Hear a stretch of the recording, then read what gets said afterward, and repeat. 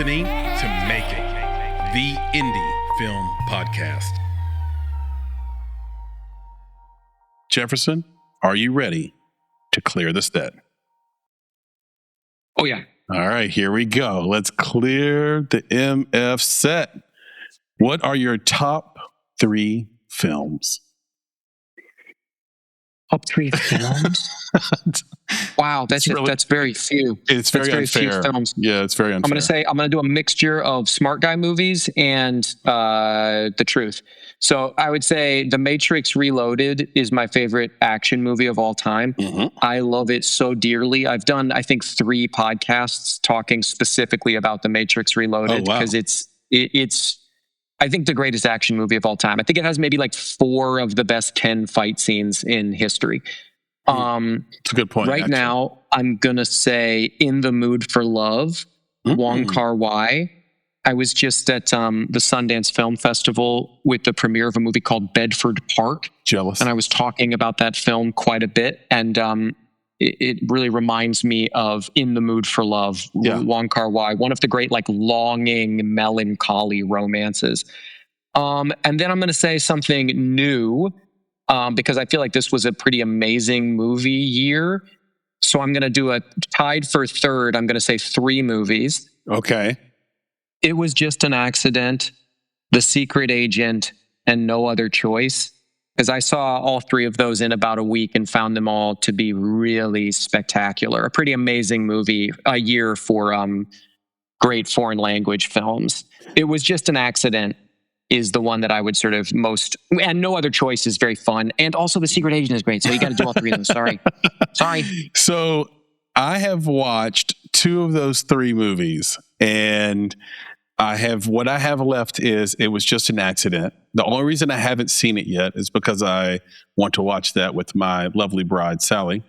And I want us to watch that together. She's less enthusiastic about it because of the way, I don't know, it's stupid. Anyway, I'm like, no, we have to watch it. I promise you're going to love it. I've been told by every person I respect artistically, critically, loves it.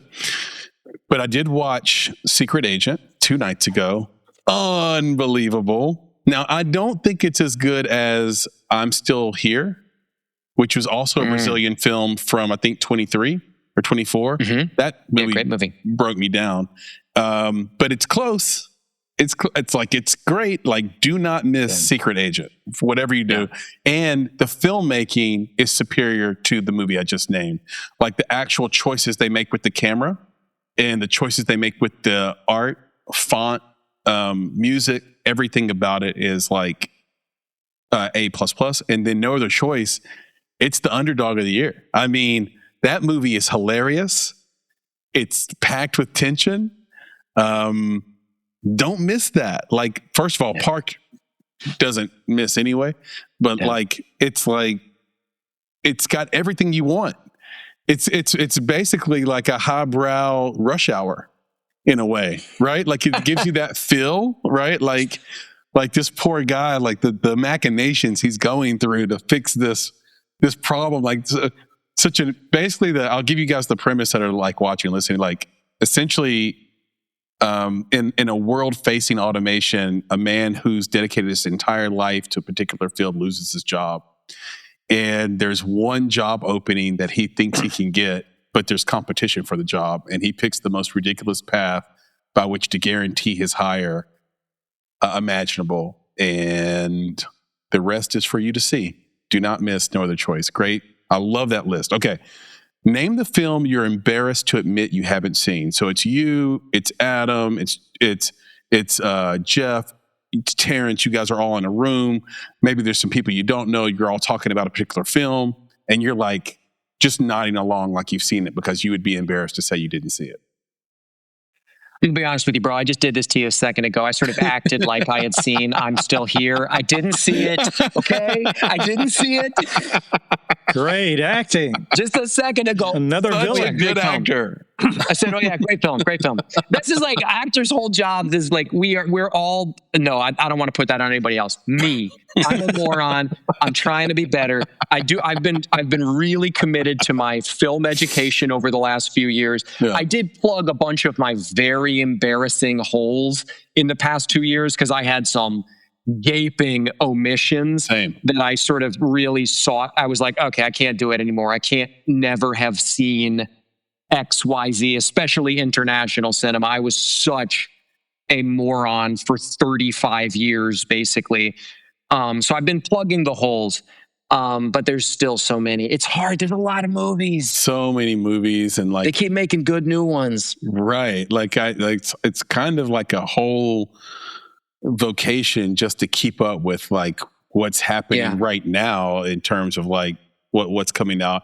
The movie this year, by the way, that I'm making a new category, PB, that I wish the Oscars would adopt, the Academy Awards would adopt, which is called movie that should have been great or movie that could have been great.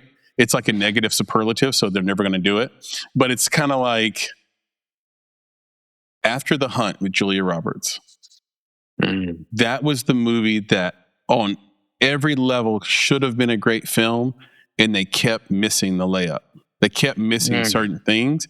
And the movie just is so disjointed, and it's like, oh man, that should have been movie of the year bait, and it's not. Okay. Anyway, I didn't see it, so I claim ignorance here. Claim ignorant. Shout out to Julia Roberts and the whole team. They really went for it. I will say that, and I did watch the film. Name the film that everyone loves, Jeff, but you hate. Oh, God.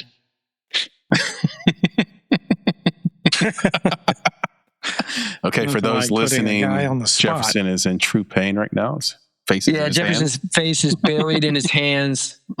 He's sort of making a shameful face. Boy, I don't want to do anything recent because I'm trying to. I've got to get a job here. I'm not trying to piss off anybody. I'm not at a stage in my career where I can piss off anybody. Right. I'm not trying to piss anybody off. Yeah. We were talking about Christmas movies a lot while we were making Drink and Be Merry. Yeah. And there's a lot of Christmas movies that I just don't really share people's adoration of.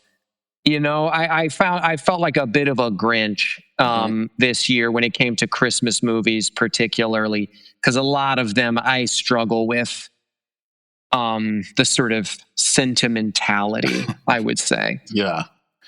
My controversial take. Is there one that jumps out to you as like that's too campy or that's too? Yeah, Miracle on 34th Street. Yo, I think somebody else said that too. There's something about that movie that people, they fart on it. Fart. That's a fart. Sorry. Miracle. I'm going to Just write kidding. that If down. that's your favorite movie, I love you. Please hire me. Do you fart on It's a Wonderful Life? No. That's in the movie. It's a Wonderful Life. That played a big role in Drink and Be Merry. That's one of my That's right. favorites. Yeah. That's an all-timer. Mary. Oh my God, incredible. Favorite cheat day meal, Jeff? When you're Favorite cheat day meal? Yeah, you're off your diet. You're just going to go for it. You've properly identified that every actor is a psychopath about diet and exercise because our industry is terrible in this respect. So you've properly identified that I have a classic entertainment industry style eating disorder, as per every actor ever. I ran a marathon last year. Congrats. And because I was training for the marathon, you have to kind of just eat. It was like you can't do it unless you just eat. So for the first time in my adult life, I started eating pasta again. And I would order every Saturday I would run, 16 miles, 18 miles. Yeah. And the night before that, on Friday nights, I would get chicken parm with spaghetti. And it was like, as in. And now I'm like going to start crying talking about it because it's been like 8 months and I have to be back on my stupid diet and I'm trying to lose all this weight because I'm an actor. And I just think it was such for the first time as an adult, I was like, you know what, buddy, you can have some noodles.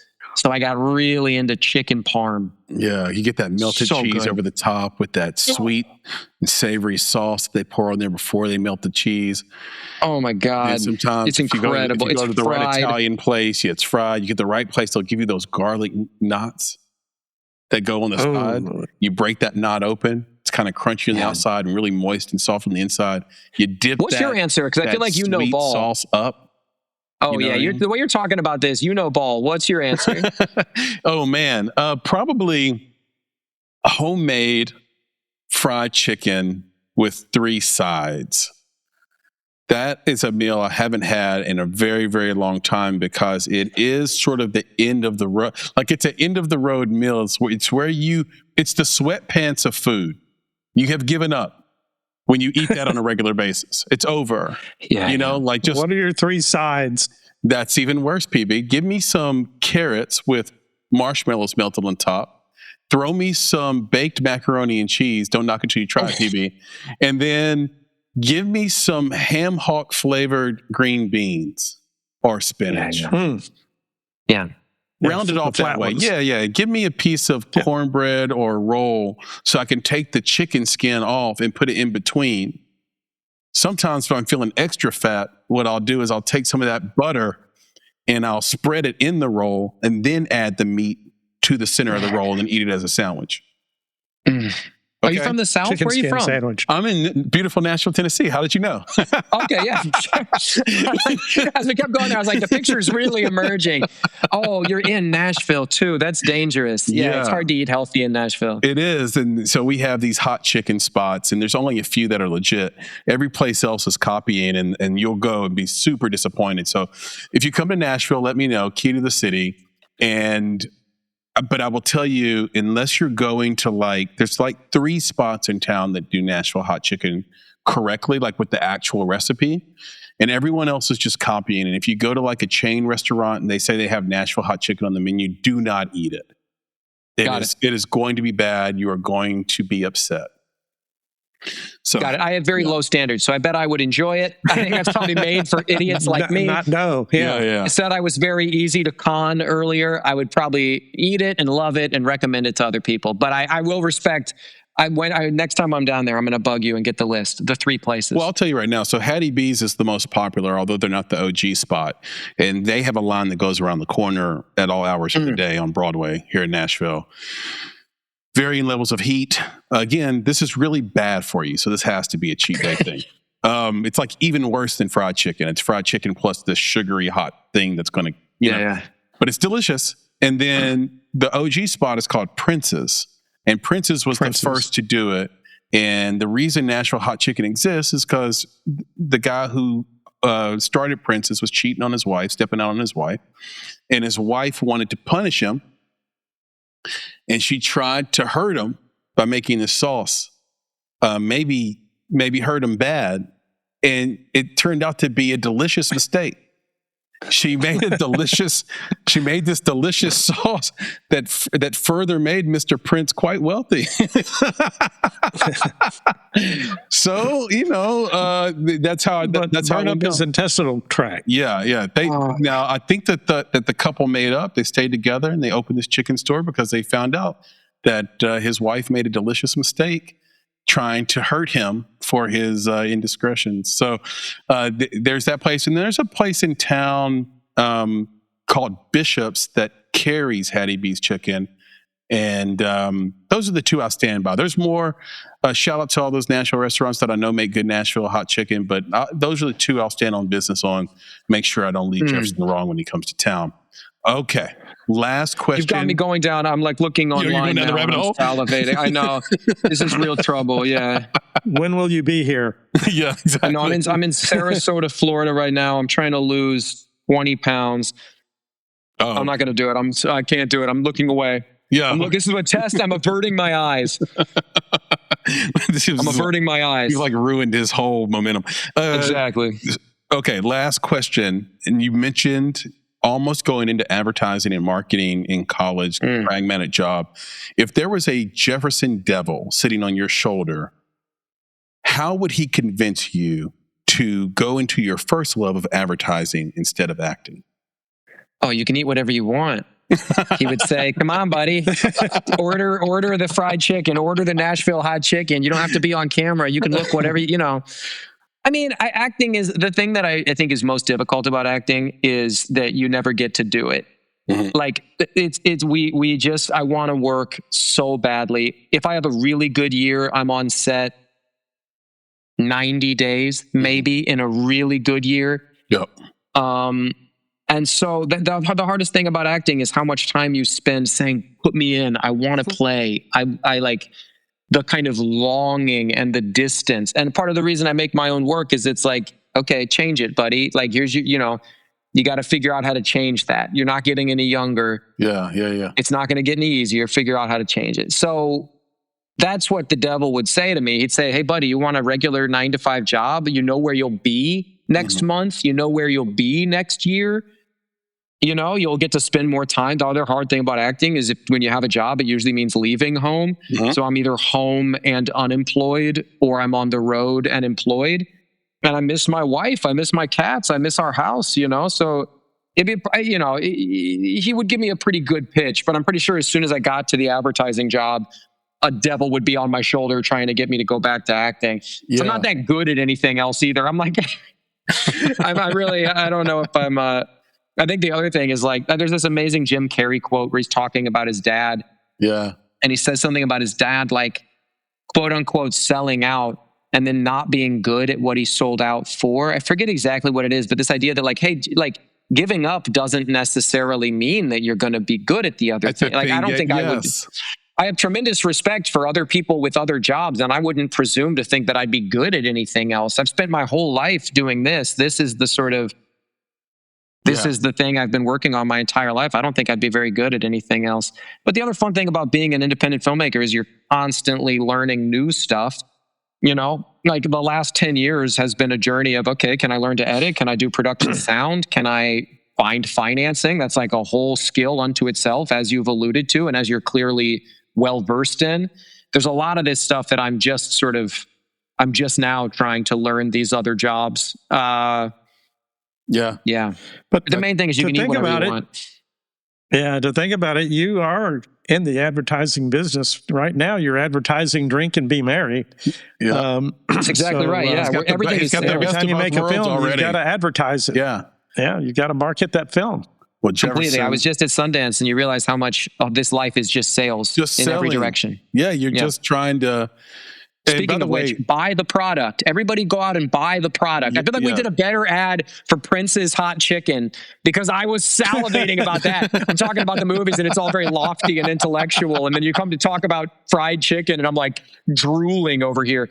Drink and Be Merry is the fried chicken of Christmas movies. It's the real deal. It's the real deal. Line up around the block. It's worth it. Drink and Be Merry. I like this sales pitch. By the way, the next thing you guys do a festival run with, make sure you submit to Nashville Film Festival. If you do, let me know. I'm the president of the board there. I'd love to see some of you guys' work at the Nashville Film Festival. We had 4 Oscar nominations come out of the festival in 25, so it's growing, it's big.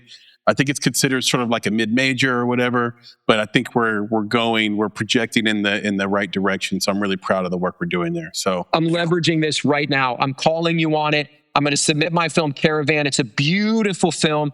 Give me 2 minutes. So healthcare in the United States is a nightmare. Yep. Caravan's a movie about a man with type 1 diabetes who joins a carpool to go from New York City to Toronto to get insulin because medicine is a lot cheaper right on the other side of the border. Right? Healthcare in Canada is much, much cheaper. You can get insulin at a pharmacy for $5. Here in the United States, a vial of insulin can cost $200, $300.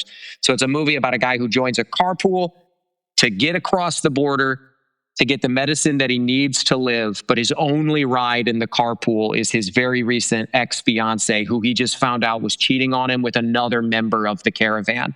So this guy is stuck in a car.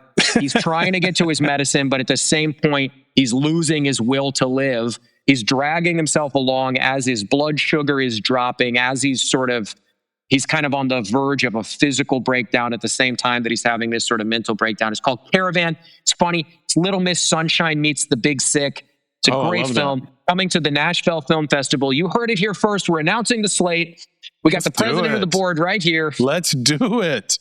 Let's do it. I love the pitch. I love the way it sounds. It's so true. I do medical arbitrage all the time. I'll go down to Mexico, and it's amazing. Like, you can get like things down there for $6 and $7 that that would cost hundreds of dollars here. My mother-in-law was going through some treatment, and she needed a medicine down there. We get boxes of it for like $12. And she doesn't have access to the medicine here because of insurance limitations. And then two, if she were to buy it outright, it'd be thousands of dollars. So the medical arbitrage is real. I completely relate with that. So I love it. And I've loved this. Jefferson, you've been so great, so cool, so generous with your time.